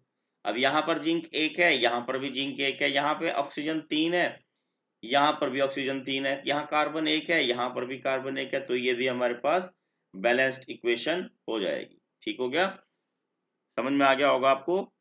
अगला देखिए उपखंड है, और इस उपखंड के भाग में इन्होंने क्या कहा कि पहरे को ध्यान से पढ़िए। अब पहरा ध्यान से पढ़ के इनके हमने उत्तर देने हैं। स्वपोषी जीव की कार्बन और ऊर्जा की आवश्यकता प्रकाश संश्लेषण द्वारा पूरी होती है। यह वह प्रक्रम है जिसमें स्वपोषी बाहर के से लिए पदार्थों को ऊर्जा संचित रूप में परिवर्तित कर देते हैं। ये पदार्थ कार्बन डाइऑक्साइड तथा जल के रूप में लिए जाते हैं, जो सूर्य के प्रकाश तथा क्लोरोफिल की उपस्थिति में कार्बोहाइड्रेट्स में परिवर्तित कर दिए जाते हैं। कार्बोहाइड्रेट्स पौधे को ऊर्जा प्रदान करने में प्रयुक्त होते हैं। कार्बोहाइड्रेट्स तुरंत प्रयुक्त नहीं होते, उन्हें मंड के रूप में संचित किया जाता है। यह रक्षित आंतरिक ऊर्जा की तरह कार्य करेगा, पौधे द्वारा आवश्यकता अनुसार प्रयुक्त कर लिया जाता है। कुछ इसी तरह की स्थिति हमारे अंदर भी देखी जाती है। हमारे द्वारा खाए गए भोजन से व्युत्पन्न ऊर्जा का कुछ भाग हमारे शरीर में ग्लाइकोजन के रूप में संचित हो जाता है। पौधे किस प्रक्रिया द्वारा भोजन बनाते हैं? वैसे ही आपको याद होना चाहिए कौन सी प्रक्रिया है वो, प्रकाश संश्लेषण। कौन सी प्रक्रिया द्वारा भोजन बनाते हैं? प्रकाश संश्लेषण। अगला प्रश्न देखिए, स्वपोषी और विषमपोषी में क्या अंतर होता है? ऐसे पौधे जो अपना भोजन स्वयं बनाते हैं, ऐसे जो अपना भोजन स्वयं बनाते हैं उसे स्वपोषी कहते हैं, और जो अपना भोजन स्वयं नहीं बनाते उन्हें विषमपोषी कहते हैं। बिल्कुल 1 नंबर का प्रश्न है, 1 ही नंबर में आपने इसका उत्तर देना है। क्या बताया मैंने आपको? जो अपना भोजन स्वयं बनाते हैं उन्हें स्वपोषी कहते हैं, और जो अपना भोजन स्वयं नहीं बना सकते उन्हें विषमपोषी कहते हैं। पौधे की भोजन बनाने की प्रक्रिया का रासायनिक समीकरण लिखो। अब देखिए क्या करते हैं पौधे, वायु से कार्बन डाइऑक्साइड लेते हैं, ठीक है, और मिट्टी से जल अवशोषित करते हैं, ठीक। और क्या होता है, सूर्य के प्रकाश में भोजन बनाने की प्रक्रिया कब होती है? जब सूर्य का प्रकाश हो। सूर्य के प्रकाश में पौधों के अंदर जो हरा वर्णक होता है क्लोरोफिल, उसकी सहायता से ग्लूकोज का निर्माण करते हैं, यानी कि C6H12O6, और वायुमंडल में ऑक्सीजन मुक्त करते हैं और जल को छोड़ देते हैं, ठीक है, वाष्पीकरण द्वारा जल छोड़ दिया जाता है। अब इसको देखिए बैलेंस करना जरूरी होगा। यहाँ पे कार्बन 1 है, यहाँ पे कार्बन 6 है, तो यहाँ पे अगर मैं 6 लगा दूं तो कार्बन मेरे बराबर हो गए।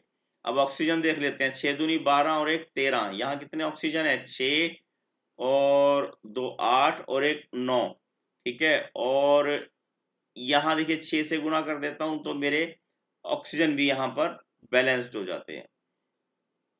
ऑक्सीजन देखिए 6 दूनी 12 और 1 13, 6 और 2 8, 8 और 6 14। अभी फर्क रह गया है इसमें, यहाँ पर फिर मुझे इसको भी 6 से मल्टीप्लाई करना पड़ेगा और यहाँ 12 से, तब हाइड्रोजन भी बराबर हो जाएंगे। 12 दूनी 24 और ये हो गया 6 दूनी 12, 12 दूनी 24, ठीक है। ये मेरे पास बैलेंस्ड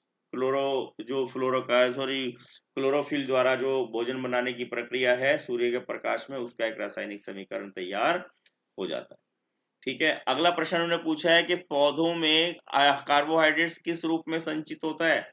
एटीपी के रूप में, एडिनोसिस ट्राइफॉस्फेट।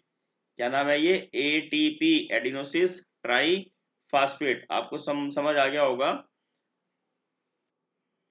अगला प्रश्न देखिए, निम्नलिखित दिए गए चित्र ABCD बिंदुओं पर संबंधित भागों का नामांकन कीजिए। दोस्तों ये नेफ्रॉन का चित्र है, और नेफ्रॉन के चित्र में जो ये छड़ जैसी संरचना होती है इसे हम संग्रह नलिका बोलते हैं, ठीक है। ये कलेक्टिंग डक्ट होती है, संग्रह नलिका। देखिए यहाँ पर एरो बहुत सारे लगे हुए हैं, 1 2 3 4 5 और नाम लिखे हुए हैं 3। तो यहाँ पे हमें इसे समझने में फर्क रहेगा। मैं आपको जर्नल बता देता हूँ। देखिए ये जो पार्ट है, जो आपको एक कीप नुमा पार्ट नजर आ रहा है, इसे हम बोलते हैं वोमन संपुट। क्या बोलते हैं इसे? वोमन संपुट, ठीक है। इसे हम क्या बोलते हैं? वोमन संपुट। और जो ये बी को जिन्होंने इंगित किया हुआ है, ये जो मेरे नजर में आ रहा है यहाँ पर, ये है वृक्क धमनी की शाखा। क्या है ये? वृक्क धमनी की शाखा, ठीक है। वही वोमन संपुट के अंदर जाती है जो वृक्क धमनी की शाखा होती है। बीच में जो ये गुच्छा नजर आ रहा है, ये जो एरो लगाया हुआ है इन्होंने, ये है केशिका गुच्छ। वैसे ABCD यहाँ कुछ नहीं लिखा है, पर फिर भी मैं आपको बता रहा हूँ, ये है केशिका गुच्छ, ठीक है। वोमन संपुट हो गया, केशिका गुच्छ हो गया, संग्रह नलिका होगी, वोमन संपुट हो गया। और ये दो एरो जो दोनों है ना, ये दोनों एरो आपको सेम नजर आ रहे हैं। देखिए यहाँ पर नजर आ रहे होंगे ना, ये जो वोमन संपुट की नलिका है, ये एरो वही है, यहाँ पर भी एरो वही है, ठीक है। डी को आप यहाँ पर वोमन संपुट की तरफ इशारा मान सकते हैं इसका, चाहे आप इसको केशिका गुच्छ की तरफ मान जाओ। बस आपको यहाँ पर ये है कि इनके पार्ट पता होने चाहिए। टीचर आपको नंबर जरूर देंगे इसमें, क्योंकि नेफ्रॉन के सभी भाग आपको आने चाहिए। नेफ्रॉन का चित्र अक्सर पेपर में बनाने के लिए आता है, ठीक है। अब अगला प्रश्न देखिए, उत्पादक और उपभोक्ता अंतर बताना है। उत्पादक क्या होते हैं? जो अपना भोजन स्वयं बनाते हैं, जैसे हरे पौधे उत्पादक हैं। और जो दूसरों पर निर्भर करते हैं उन्हें उपभोक्ता बोलते हैं, जैसे हम हैंगे, ठीक है। मनुष्य है, मनुष्य जो है वो उपभोक्ता है, ठीक है। पौधे जो है वो उत्पादक हैं, ठीक है। अब अगला प्रश्न देखिए, द्वितीय उपभोक्ता और तृतीय उपभोक्ता में क्या अंतर होता है। जो द्वितीय उपभोक्ता होते हैं वो शाकाहारी को खाकर अपना भोजन बनाते हैं, ठीक है। क्या बताया मैंने आपको, ये शाकाहारी को खाकर अपना भोजन पाते हैं, ठीक है ना, उन अपना पोषण करते हैं, ठीक है। और तृतीय उपभोक्ता क्या होते हैं, जो इन द्वितीय उपभोक्ता का इस्तेमाल करते हैं, जो इनको भोजन के रूप में खाते हैं, उनको हम तृतीय उपभोक्ता कहते हैं। ये उच्च मांसाहारी श्रेणी में आ जाते हैं, ठीक है ना। जो द्वितीय उपभोक्ता है, द्वितीय उपभोक्ता में आपको ध्यान में आ जाना चाहिए कौन से जीव आएंगे, मेंढक हो गया, मछली है, नीलकंठ है, सांप है, ये सब द्वितीय उपभोक्ता में आ जाएंगे। और बाज, चील वगैरह सब ये तृतीय उपभोक्ता में आ जाते हैं, ठीक है। अगला प्रश्न देखिए, ओजोन परत का निर्माण किस प्रकार होता है। दोस्तों, ओजोन बनती है ऑक्सीजन की, जब ऑक्सीजन के तीन अणु मिलते हैं तो ये अल्ट्रा वायलेट रेज की प्रेजेंस में, यानी कि परा बैंगनी किरणों की प्रेजेंस में ये ऑक्सीजन के तीन उसमें तैयार हो जाते हैं, जिसे हम ओजोन बोलते हैं, ठीक है। ये इसकी रासायनिक अभिक्रिया होगी। कौन से रसायन ओजोन परत के क्षय के लिए उत्तरदायी हैं, क्लोरोफ्लोरोकार्बन। कौन से हैं, क्लोरोफ्लोरोकार्बन। एरोसोल पेंट है, स्प्रे पेंट वगैरह होते हैं, ये सब जो है इनके क्षय के लिए उत्तरदायी होते हैं, इससे ओजोन परत क्षतिग्रस्त होती है। अगला देखिए, मानव पाचन तंत्र का स्वच्छ नामांकित चित्र बनाइए और पाचन प्रक्रिया को संक्षिप्त में उसका वर्णन कीजिए। देखिए दोस्तों, पाचन तंत्र का चित्र यहाँ आपके सामने है। इसमें क्या दिखाया, ये मुख, जिसे हम मुख द्वार बोल देते हैं, ठीक है। और ये ग्रसिका, ये पार्ट हो गया, यानी कि पहला भाग क्या है, मुख गुहा, दूसरा क्या हो गया, ग्रसिका, जिसे आहार नली बोलते हैं। अब आप यहाँ मुख से देखिए, मुख में क्या होता है, मुख में जीभ होती है, यहाँ एक लार होती है, ठीक है ना। मुख में 4 प्रकार के दांत होते हैं, जैसे जिनको हम कृंतक, रदनक, अग्रस्वर्णक और च्वर्णक बोलते हैं, जो काटने, फाड़ने और छीलने का काम करते हैं। जब हम एक ग्रास मुंह में जाता है तो क्या करते हैं, ये दांत उसको ब्रीक ब्रीक भागों में विभाजित कर देते हैं और मुंह में उपस्थित लार ग्रंथियां उसको चिकना और मुलायम बना देती हैं। क्या करती हैं, वो चिकना और मुलायम बना देती हैं, जिससे उसको निगलने में आसानी रहती है, ठीक है। अब यहाँ पर टाइलिनिक नामक एंजाइम होता है, ये एंजाइम क्या करता है, स्टार्च को माल्टोज में बदल देता है। काय में बदल देता है, माल्टोज में कन्वर्ट कर देता है। अब दोबारा देख लीजिए, पहले पॉइंट में क्या आ जाएगा, मुख गुहा, मुख में 4 प्रकार के दांत होते हैं, कृंतक, रदनक, अग्रच्वर्णक और च्वर्णक, जो काटने, फाड़ने और छीलने का काम करते हैं। जो हम भोजन ग्रहण करते हैं उसको ये छोटे छोटे दांत छोटे छोटे हिस्सों में डिवाइड कर देते हैं, छोटे हिस्सों में बांट देते हैं। मुंह में उपस्थित लाल ग्रंथियां उस भोजन को नरम और मुलायम बना देती है, ताकि निगलने में उसको आसानी रहे, ठीक। साथ ही क्या काम करती हैं, वो यहाँ पर जो टाइलिनिक नामक एंजाइम होता है लार के अंदर, वो स्टार्च को माल्टोज में कन्वर्ट कर देता है, ठीक। अभी आता है ग्रसिका, पहला पॉइंट तो ये हो गया, दूसरा पॉइंट है ग्रसिका। ग्रसिका मानव पाचन तंत्र का वह भाग है जिसमें किसी प्रकार का कोई पाचन नहीं होता, ठीक है ना। ये कौन सा भाग है, ऐसा भाग है जिसमें किसी प्रकार का कोई पाचन नहीं होता। बस इसका काम क्या होता है, मुख गुहा को अमाशय से जोड़ना इसका काम है, ठीक है ना। फूड पाइप इसे बोल देते हैं, मुख गुहा से अमाशय को जोड़ने का इसका काम होता है, ठीक। अब तीसरा पॉइंट हो गया हमारा अमाशय। क्या हो गया, अमाशय। अमाशय में HCl और जो हाइड्रोक्लोरिक अम्ल होते हैं और जठर रस स्रावित होते हैं, जठर रस स्रावित होते हैं। अमाशय से HCl और जठर रस स्रावित होते हैं। ये HCl क्या काम करता है, भोजन के माध्यम को अम्लीय बनाता है। क्या काम करता है, भोजन के माध्यम को अम्लीय बनाता है और कठोर भोजन को नरम बनाने का काम करता है। जब एसिड है तो क्या करेगा, उसको नरम बनाने में मदद करेगा, ठीक। और तीसरा काम क्या करता है, हानिकारक सूक्ष्म जीवों को खत्म करता है। बिल्कुल ध्यान से ध्यान रखना आपने, इसका जो बताया मैंने आपको, यहां पर जैसे जैसे पॉइंट बताए उसी प्रकार आपने लिखने हैं। मैं आपको बिल्कुल छोटा करके बता रहा हूं। अमाशय में क्या बताया, हाइड्रोक्लोरिक अम्ल और जठर रस का स्रावन होता है। ये दोनों क्या काम करते हैं, हाइड्रोक्लोरिक अम्ल भोजन के माध्यम को अम्लीय बनाता है, हानिकारक जीवाणुओं को नष्ट करता है और कठोर भोजन को नरम बनाने का काम करता है। ठीक। जठर रस में फिर दो प्रकार के एंजाइम होते हैं, रेनिन और पेप्सिन। क्या क्या होते हैं? रेनिन और पेप्सिन। अब रेनिन क्या काम करता है? जो छोटे बच्चे होते हैं उनमें दूध को फाड़ने का काम करता है। ठीक है। अब कभी आपने सुना होगा कि अगर बच्चे को दूध पिलाए और बच्चा बेबी है, तो अगर उसका दूध वैसे का वैसा आ गया तो कहेंगे बच्चा बीमार है, क्योंकि रेनिन का स्रावन नहीं हो रहा है। ठीक। और अगर दूध फट के आया तो रेनिन का स्रावन हो रहा है, बच्चा सेहत से ठीक है। और दूसरा है पेप्सिन। पेप्सिन क्या काम करता है? जो आहार में जो भोजन खाया है हमने, उसमें प्रोटीन को पेप्टोन में कन्वर्ट करने का काम करता है। अब देखिए अमाशय में कितने काम हो गए? हाइड्रोक्लोरिक अम्ल है और जठर रस है। हाइड्रोक्लोरिक अम्ल सूक्ष्म जीवों को नष्ट करता है, भोजन के माध्यम को अम्लीय बनाता है, कठोर भोजन को नरम बनाने का काम करता है। जठर रस में रेनिन और पेप्सिन नामक एंजाइम होते हैं। रेनिन दूध फाड़ने का काम करता है और पेप्सिन जो है वो प्रोटीन के पाचन में मदद करता है। ठीक है। उसके बाद आपने क्या ध्यान रखना, अब अगला भाग यहां आप लिख सकते हैं यकृत। ये चौथे भाग में आ जाएगा यकृत। यकृत क्या काम करता है? यहां से पित्तरस का स्रावण होता है। काहे का स्रावण होता है? पित्तरस का स्रावण होता है, जो अम्लीय माध्यम का होता है, खट्टा होता है, अम्लीय। ये अम्लीय माध्यम को क्षारीय में बनाने का काम यहाँ पित्तरस में होता है। ठीक है। और क्या होता है? पित्तरस वसा की छोटी छोटी गोलियों को तोड़कर उसे पाचित करता है, इसे इमल्सीकरण भी कहते हैं। ठीक है ना, यहाँ इमल्सीकरण का काम होता है। उसके बाद आप लिखेंगे अग्नाशय। इसी के नीचे आप एरो लगी हुई है, ये अग्नाशय है। ठीक, इस पे यहाँ लिखा गया है, मैं इसको हटा देता हूं। ये अग्नाशय है। अग्नाशय का क्या काम क्या होता है? यहाँ पर ट्रिप्सिन, एमिलेज और लाइपेज नामक एंजाइम स्रावित होते हैं। ठीक है ना। ट्रिप्सिन क्या काम करता है? लिख देता हूं यहाँ पे, ट्रिप्सिन, छोटी की मात्रा आएगी ट्रिप्सिन में, ट्रिप्सिन, एमिलेज और लाइपेज। अब ट्रिप्सिन क्या काम करता है? ये पेप्टोन को पेप्टाइड में कन्वर्ट करता है। एमिलेज क्या काम करता है? कार्बोहाइड्रेट्स को माल्टोज में कन्वर्ट करता है। और लाइपेज क्या काम करता है?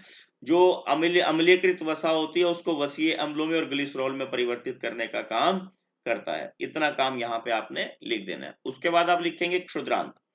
क्षुद्रांत की जो भीतरी दीवारें होती हैं, इसमें फिर 4-5 प्रकार के एंजाइम पाए जाते हैं, जिसे पेप्टेज हो गया, लाइपेज है, सुक्रोज है, माल्टोज है, लैक्टोज है। ये आपने सब लिखने की जरूरत नहीं है।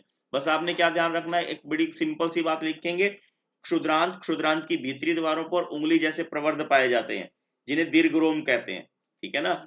और ये दीर्घरोम जो है भोजन को पाचित करने में मदद करते हैं, जो पाचित भोजन है उसको अवशोषित करने में मदद करते हैं, और यहाँ से वो रक्त में मिल जाता है। ये सारी प्रक्रिया जो है अवशोषण कहलाती है। ठीक है ना। सारी प्रक्रिया क्या बोलते हैं? उसको हम अवशोषण बोलते हैं। और जो रक्त, जो पाचित भोजन है, उसको परासरण प्रक्रिया द्वारा सारे शरीर में पहुंचाने का काम करता है। ठीक है। अब भोजन पाचित हो गया, यहां से जो इंपॉर्टेंट मटेरियल है वो ब्लड में चले गए। अब वेस्ट मटेरियल है, जो वेस्ट मटेरियल है वो कहां चला जाएगा? वृद्धांत में। कहां चला जाएगा? वृद्धांत में, बड़ी आंत में। अब इसमें आहार का कोई पाचन नहीं होता, केवल क्या काम होता है? इसमें से ठोस और जल जो है अलग अलग हो जाते हैं। क्या हो जाता है? इसमें ठोस और जल अलग अलग हो जाते हैं। और ये ठोस और जल अलग अलग हो क्या काम करते हैं? जो जल है वो मूत्र के रूप में मूत्राशय से बाहर आ जाता है, और ठोस मटेरियल गुदा के रूप में, गुदा से मल के रूप में शरीर से बाहर आ जाता है। ठीक है। तो ये शरीर की पाचन क्रिया होगी दोस्तों। इसको आप जैसे मैंने बताया उस प्रकार लिखेंगे तो आपको पूरे के पूरे अंक इसमें मिलने वाले। देखिए चित्र बनाओगे, जैसे जैसे जो आपको टेढ़ा मेढ़ा है उसमें 3 नंबर में से टीचर आपको कुछ ना कुछ तो जरूर देंगे। ठीक है ना। तो आपने ये प्रश्न छोड़ना नहीं है। और इसी में मैं चॉइस है, एक अगला प्रश्न दिया हुआ है इसमें, ये मिलान करने का प्रश्न है, बहुत आसान प्रश्न है। तो जैसे रंध्र है, अब रंध्र किस में होते हैं? कूटपाद, हरित लवक, कूपिका, पौधे, हाइपोथैलस, रेजिन और गोंद। वैसे तो रंध्र पत्तों में होते हैं। ठीक है ना। रंध्र कहाँ होते हैं? पत्तों में। जो जो हरे पत्ते हैं उसमें सूक्ष्म छिद्रों को हम रंध्र कहते हैं, परंतु यहाँ पत्ते वाला कोई ऑप्शन नजर नहीं आ रहा। अभी देखते हैं थोड़ी देर बाद क्या बनता है, कौन सा छूटेगा उसमें हम इसको टिक करेंगे। अब अमीबा है, अमीबा अपना भोजन कूट पादों के द्वारा ग्रहण करता है, यानी कि दूसरे का ऑप्शन हमारे पास ए हो गया। अब स्वपोषी कौन होते हैं? हरे पौधे स्वपोषी होते हैं, ये आ जाएगा। ठीक है। फिर फुफ्फुस में क्या होता है, हाइपोथैलेस या हरित लवक या रेजिन। अब रेजिन क्या है, अपशिष्ट उत्पाद है, पौधों के अपशिष्ट पदार्थ रेजिन और गोंद होते हैं। मानव मस्तिष्क का भाग कौन सा है, हाइपोथैलेस। और अब फेफड़ों में क्या पाई जाती हैं, कूपिकाएं। अब ये हरित लवक बच गया, तो रंध्रों को हम हरित लवक की ओर कर देते हैं, ठीक है ना। ठीक है, अब ऐसे तो हरित लवक और रंध्रों का कोई इतना गूढ़ संबंध नहीं है, यहाँ पे हरे पत्ते होते तो वो ज्यादा बेटर रहता। तो इस प्रकार ये इसके हम, आपने एरो नहीं लगानी है, इसको दोबारा बनाना है। कैसे बनाओगे, आप लिखोगे रंध्र और रंध्र के सामने लिखोगे हरित लवक, ठीक है। उसके बाद आप लिखोगे अमीबा, अमीबा के सामने लिखोगे कूटपाद। इस प्रकार आप इसको यहाँ करोगे। तो दोस्तों ये अंतिम प्रश्न था, ठीक है। आशा करता हूं आपको इससे पूर्ण लाभ होगा और आप परीक्षाओं में अच्छे अंक प्राप्त करके अगली कक्षा में जाओगे। Please like, share and subscribe my channel. Thank you. Have a nice day. रूप है प्रचंड, तू आरंभ तू ही अंत, तू सृष्टि का रचयिता मेरे